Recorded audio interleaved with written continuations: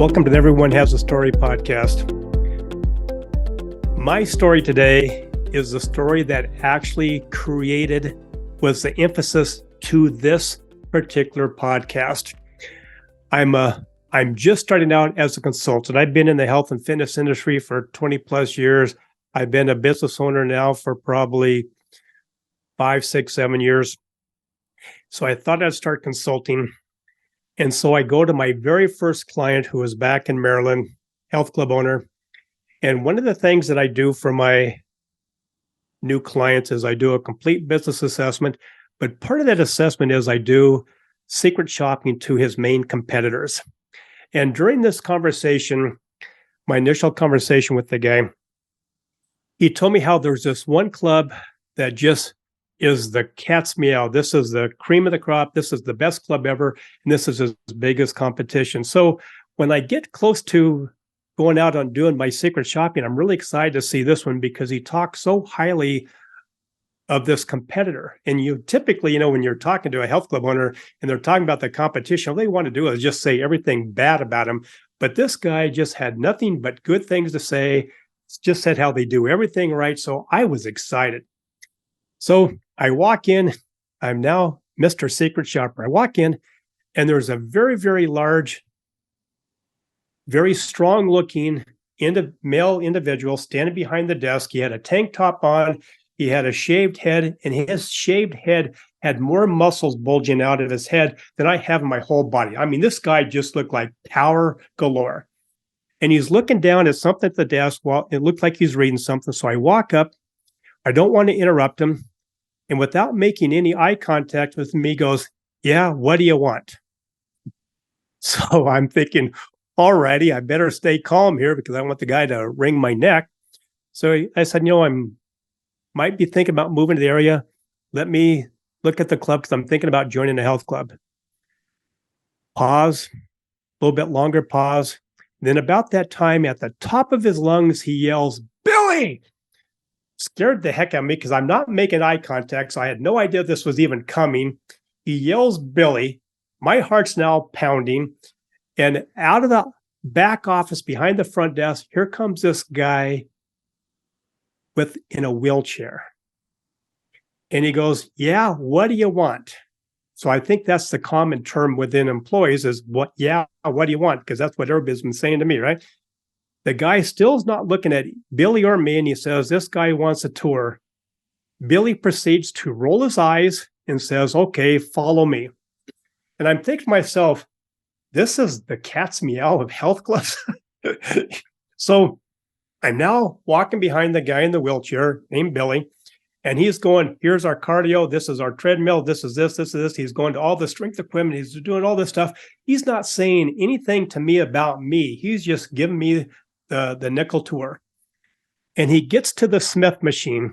And now this is probably my best one-liner that I've ever said in my life. He goes, "This is the Smith machine." And I said, "Hey, Billy, hang on a second. How long do I have to be a member to get a Roger machine?" I thought that was by far the best line I've ever said in my whole life.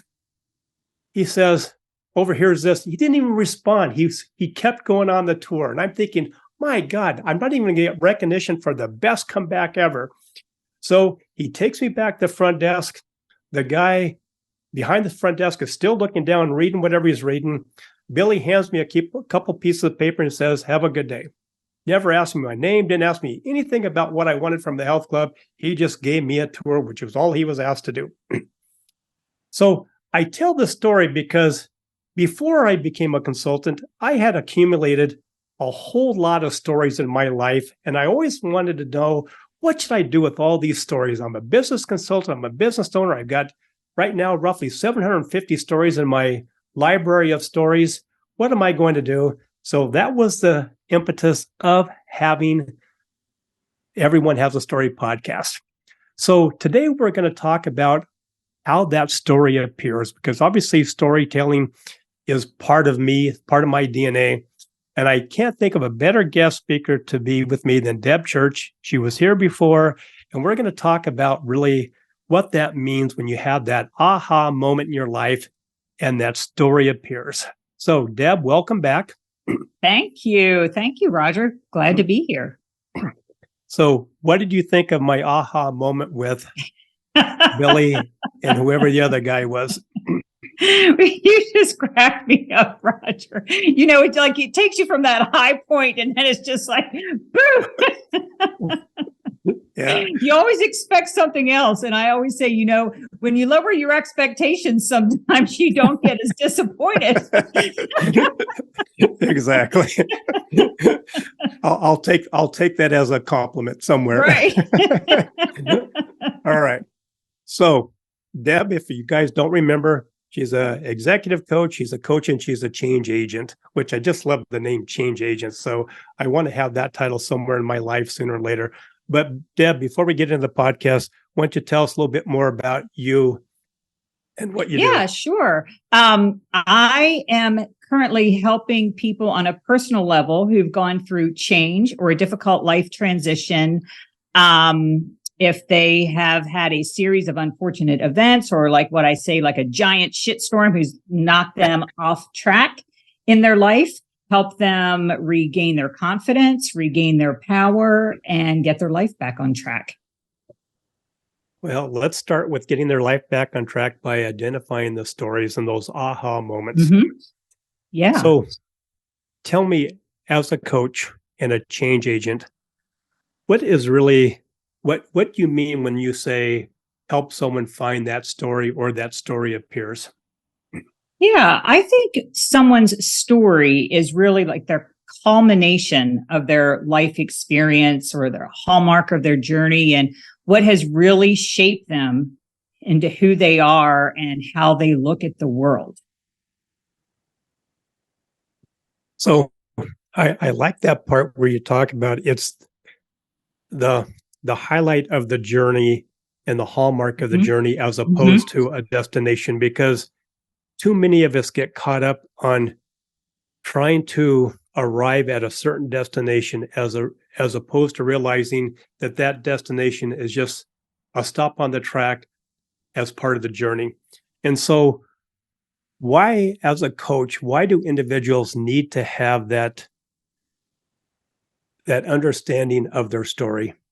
Yeah, you know, I really agree with that, because if you get caught up in that destination as being your end goal, you miss all of those life lessons that you're learning along the way. And if you think about it as a story, all those chapters build on each other, right? So all of those life lessons you can pull from, you know, as chapters, as life lessons, or just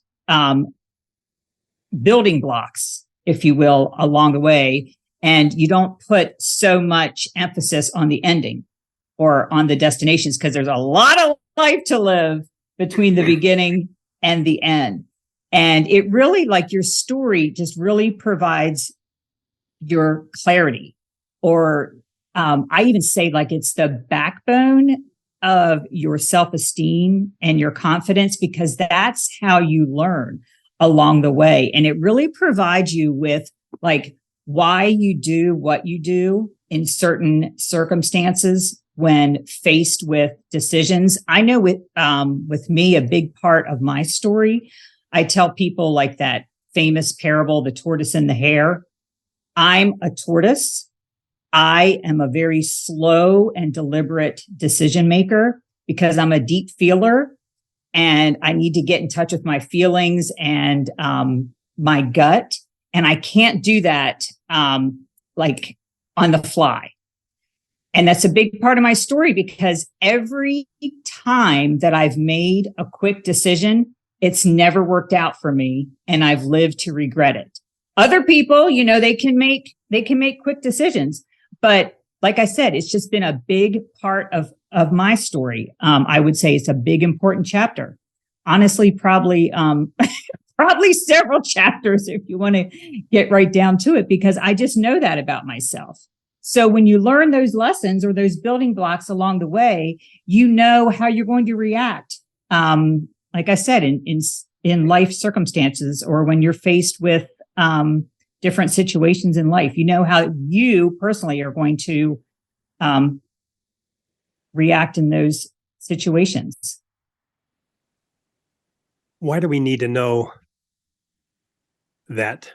I mean, sometimes you hear a lot of people say that, I love that I live in the moment, but that moment is somewhat already laid out for you on your past and how you're going to react to that moment. So, what would you say to those individuals about not living in the past, but not forgetting your past as well, though? Yeah, well, I think, do you want to repeat something in your past? Did it work out for you? If not, you have a chance right now to rewrite that chapter. Or if it did work out well for you, you can repeat that chapter, or you can even improve upon it if it worked out well, because you learned from that. So you can either do it again and improve upon it, or if it did not work out so well, remember that, learn from it, and maybe make a little, tweak or a change and learn how to improve upon it so you don't make that mistake again. I know you have a very unique story that you want to share as an example to that. Yeah.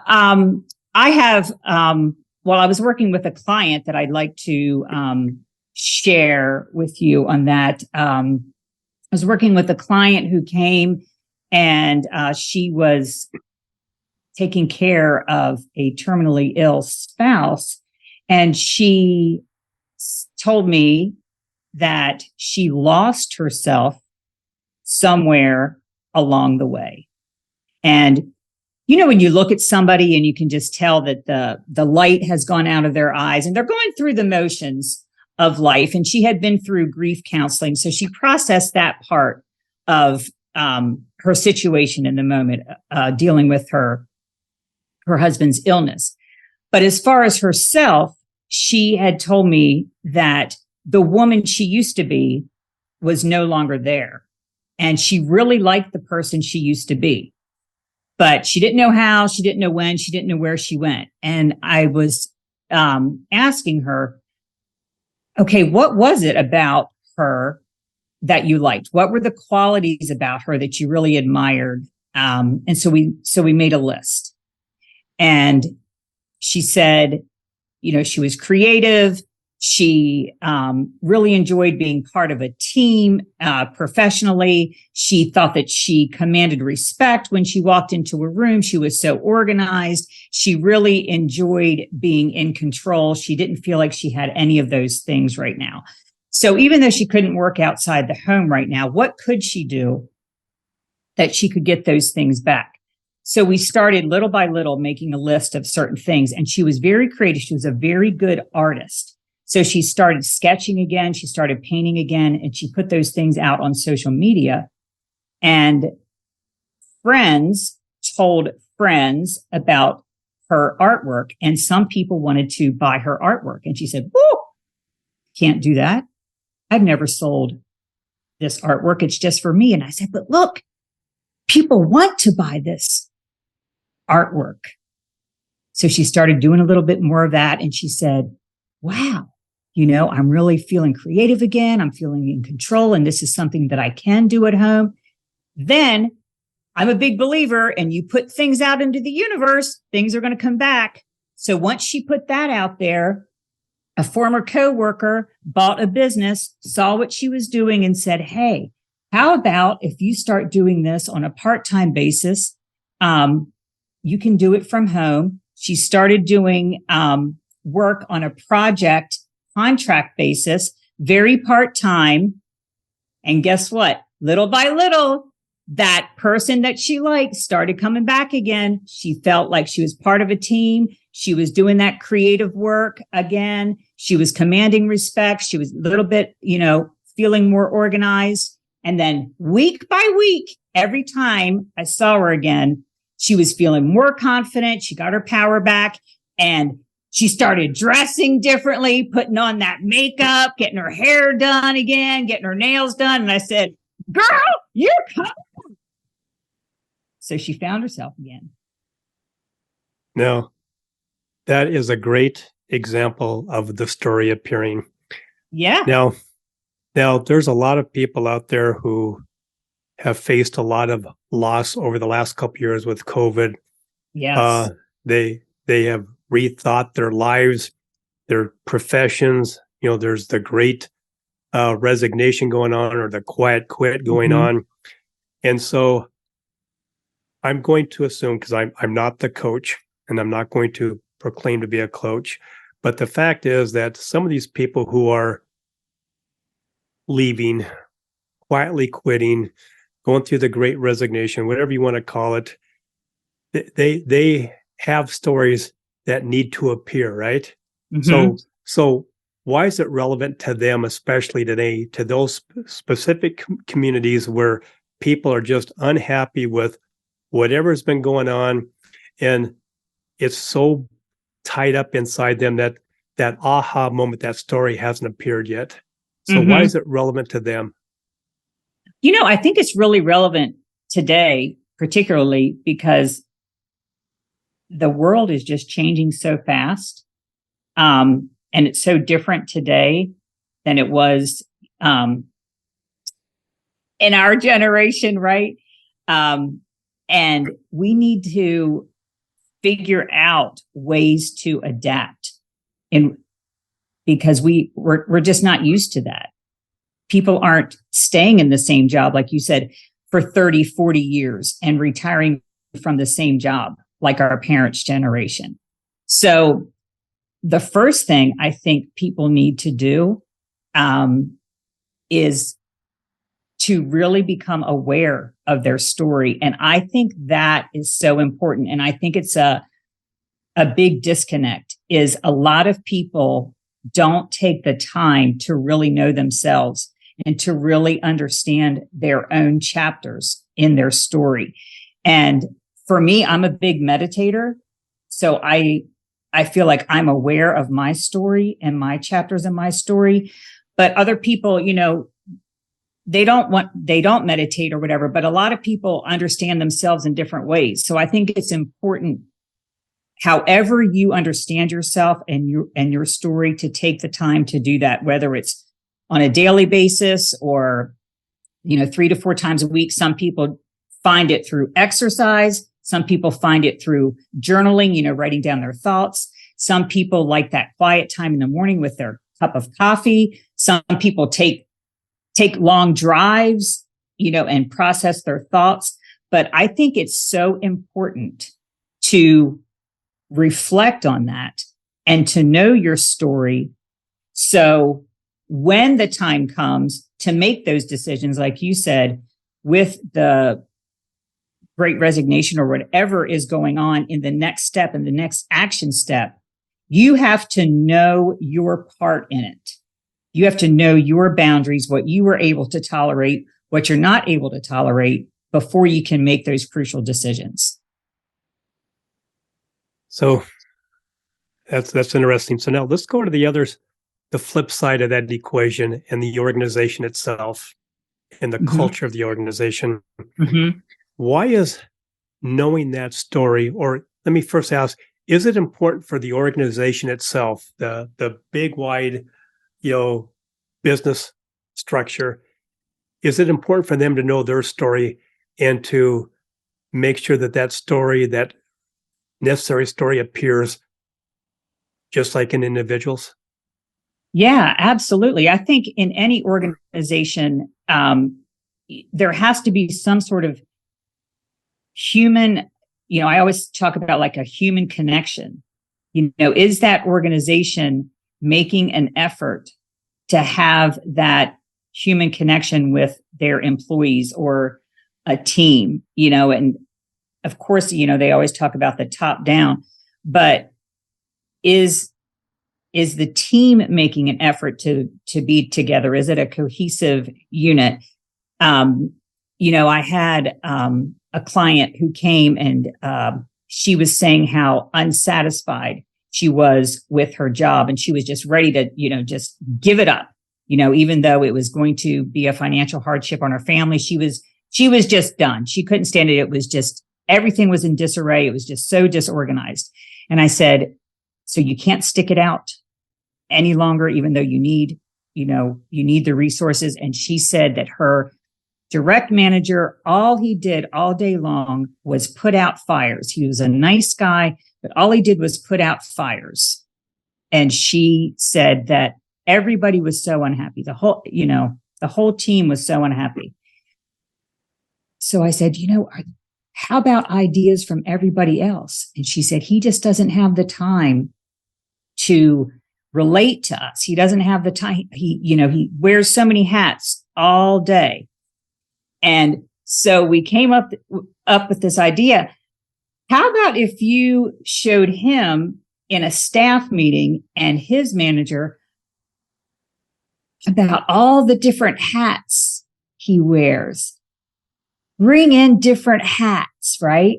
Take one off and take one off. And his manager said, wow, you know what? Once you put it that way, he is wearing all these different hats. And it was just a simple shift, move that person somewhere else and get someone else who can manage things and manage the schedule. Everybody started working as a team and as a unit. You know what? Their productivity, I think she said, went up by 30% in a month and a half. And she was like, I love this place now.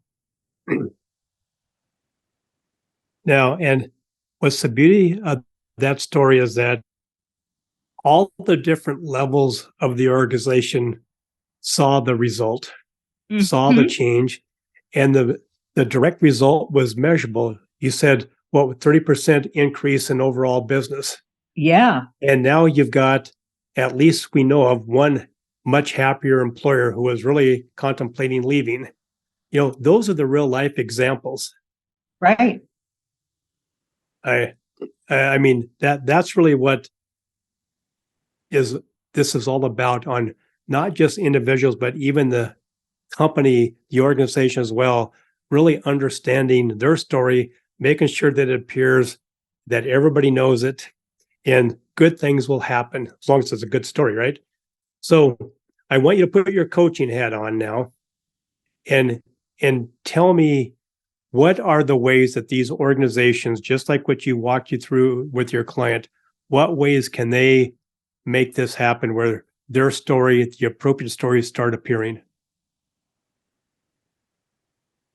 Oops, you're freezing up on me. Rick, do I need to ask that question over again? No, the audio came through just fine. It looked good here. So. Oh, he was freezing up on me. Yeah, he does that. All I heard was put your coaching hat on, and I missed everything else. Great. Okay, so ask again there, put your Roger. Coaching hat on. Yeah. So, yeah, put your coaching hat on now. And you just showed us a prime example. So how can other organizations, other individuals within these organizations, how can they do the same thing that you just walked your client through? I lost again. How can poor Rick is going to have to do so much editing. Hey, I lost you again. Yeah, but it's all right. It's all right here in the same place. Let's just start over. So, okay. So Deb, you just walked us through a great example. How can other companies and the individuals within those companies, how can they learn how to do exactly how you walked your client through? I think it just really comes down to effective communication. Whether that is roundtable discussions, whether it's just staff meetings, but it has to be consistent, and it has to be, I really feel it needs to be real. That human connection. Take the time to get to know people in the organization. And it doesn't have to be, sometimes it doesn't have to be so formal. How about just saying, hey, how was your weekend? Or do you want to go get a cup of coffee or something like that? Like, how many times, like, when you're in a big organization, do you even know if the person that you work with, are they married? Do you know if they have children? Do you Do you know any of their hobbies outside of the workplace? Do you know anything about that person? It makes you feel good, and you want to do better when you know something about the person that you're working alongside of. I mean, I can't tell you how many people I talk to who say, I don't even know Joe. I don't know one thing about Joe who I've worked with for 2 years. I had no idea that Joe played guitar at, open mic night. Wouldn't it be great if you got some coworkers together and went to see Joe play at open mic night and support him? It's all about that human connection and seeing somebody outside of work. It makes you want to work as a team, do better, and be there for each other for the common good. I mean, you spend more time at work than you do at home when you count up the hours. Yep. So what I'm hearing you say, make the culture where being curious is allowed. Absolutely. Absolutely. I love that. And, if you can walk in on day one of your employment and know that it's okay to ask questions, not just about the business, about the customer, but also about your coworkers, to really know who you have on your team, who you can count on, who shouldn't be counted on for certain things because it's just not their skill set. I mean, that's what life's all about. But bring the fun, the curiosity, and the creativity back to the workplace. Absolutely. And one other thing I want to mention too is I've been hearing more and more about, the new culture, about everybody, working from home. If employers can simply ask the question, do you want to work from home? I think so many times now, employers automatically assume people want to work from home. Not everybody does. I have been talking to clients who say, I want to go back in the office, maybe not full-time, or at least, have some hybrid option. But I've been talking to more and more people. They can't shut it off when they are at home. When they get, barraged with emails, and you think it's only going to be 5 minutes when you're looking at something at 7:00 at night and it turns into 2 hours, and they have young kids at home or whatever, they want an option to be in the office.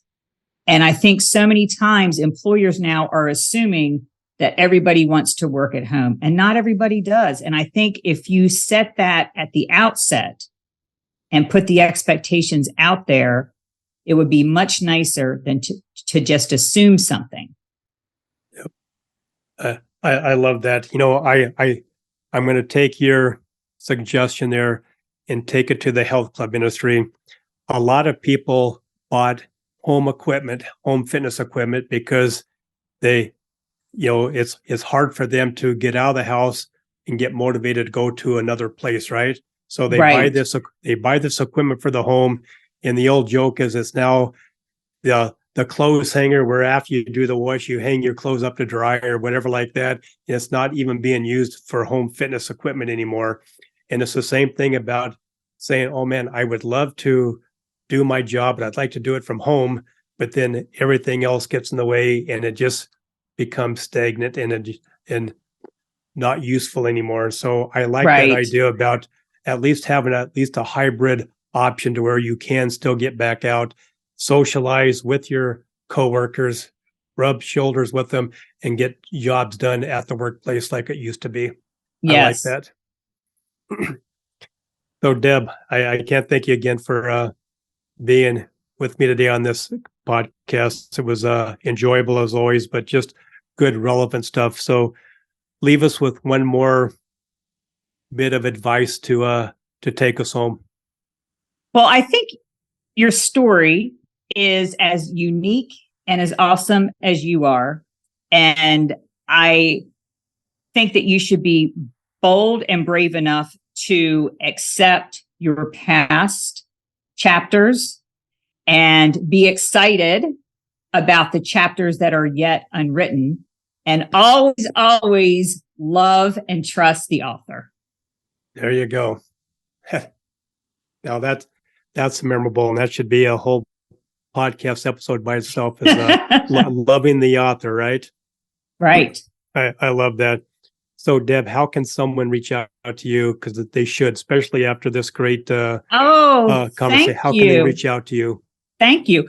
Well, my email is debchurchcoaching@gmail.com. And my website is www.debchurchcoaching. Well, thank you again. And I know we have many more on the schedule to record. Thank you. It's been great. My podcast wouldn't be the same if it wasn't for my sponsors and my great supporters. So let me take this opportunity to thank each and every one of them. First of all, I want to thank Rebecca at Custom Bookkeeping and Accounting, delivering trustworthy bookkeeping services since 2003. Dave and Debra at Virtues Matter, making this world a much happier place to be with their Virtues card apps, coaching, and workshops. Stephen at Buller Accounting, giving business owners depth and insight to their numbers. Eric and his team at Ivy Cat Web Design, the real superheroes of web development and design. Jennifer and Jean at the Seavers Real Estate Team, serving Pierce and Kitsap counties with their home buying and selling needs. Maury at the Maury Method, the world's only brainwave entrainment engineer, helping everyone have more clarity, less stress, and overall better brain health. Priya at Pivot My Profit, helping individuals and businesses have better control of their finances and more money at the end of their day. Melissa at the Soul Vibe Energy High, the queen of the aha moments, helping individuals find those holes in their cups, repair the hole, and gain back their positive energy. And finally, Rick at West Sound Recording. You talk, they do all the rest. Thank you, Rick, for all your efforts with the production and editing of my podcast.